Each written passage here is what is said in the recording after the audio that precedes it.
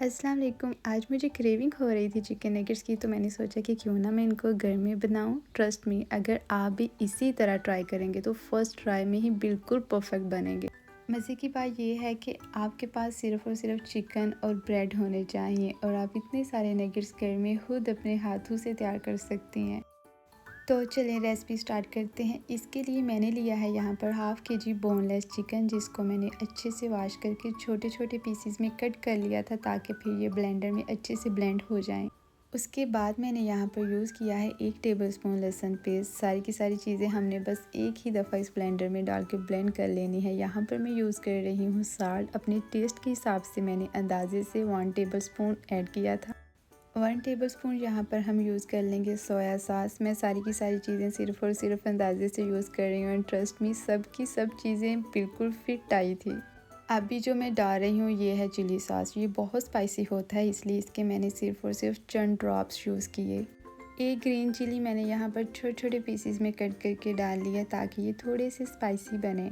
1 tablespoon यहाँ पर जाएगी ब्लैक पेपर। सिर्फ और सिर्फ साल्ट और ब्लैक पेपर का इस्तेमाल होगा, इसके अलावा किसी चीज़ का नहीं। 1 अंडा और 2 चम्मच हम यहाँ पर डालेंगे कॉर्नफ्लोर। अब हम इसको अच्छे से मिक्स कर लेंगे। 3 से 4 मिनट आप इसको ज़रूर दें, क्योंकि वो कच्चा चिकन है तो इसलिए वो थोड़ा सा टाइम लेगा। उसके बाद ये देखें कितना सॉफ्ट सा मिक्सचर बन जाएगा। अब हम इनको शेप देना स्टार्ट करेंगे। आपको जो भी शेप अच्छा लगता है उसी शेप के नगेट सारे रेडी कर लें। जब मैंने इनको शेप देनी स्टार्ट की तो स्टार्ट में मुझे ऐसे लगा कि शायद ये थोड़ा सा ढीला हो गया। फिर मैंने हाथों पर थोड़ा सा ऑयल लगाया और इन्होंने फिर चिपकना छोड़ दिया। उसके बाद हम इनको ब्रेड क्रम्स में अच्छे से रोल करेंगे। इससे हमारे नगेट सॉफ्ट भी बनेंगे और बहुत क्रिस्पी भी होंगे। ब्रेड क्रम्स भी मैंने स्पेशली खरीदे नहीं हैं। मैंने एक ब्रेड ब्लेंडर में डाल के ब्लेंड किया और ये इतने मज़े के क्रम्स बन गए। इनको रोल करने के बाद मैंने 2 से 3 मिनट तक फ्रिज में रखा था ताकि ये अच्छे से सेट हो जाएं।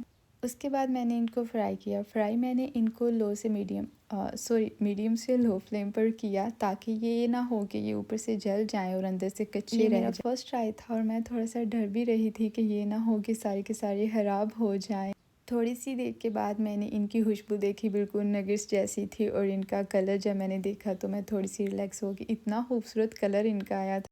लेकिन जब मैंने इनको टेस्ट किया, ट्रस्ट में, मुझे इनके टेस्ट में या फिर किसी रेस्टोरेंट में जाके जो भी हम ऑर्डर करते हैं उनके टेस्ट में कुछ भी खास डिफरेंस नज़र नहीं आया। मुझे तो बिल्कुल डिफरेंस नज़र नहीं आया।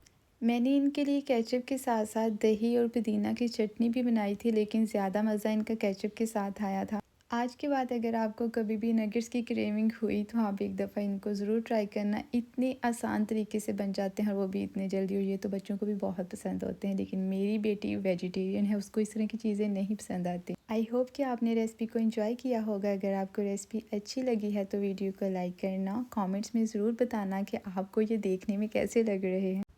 दुआओं में याद रखिएगा। अल्लाह हाफिज़।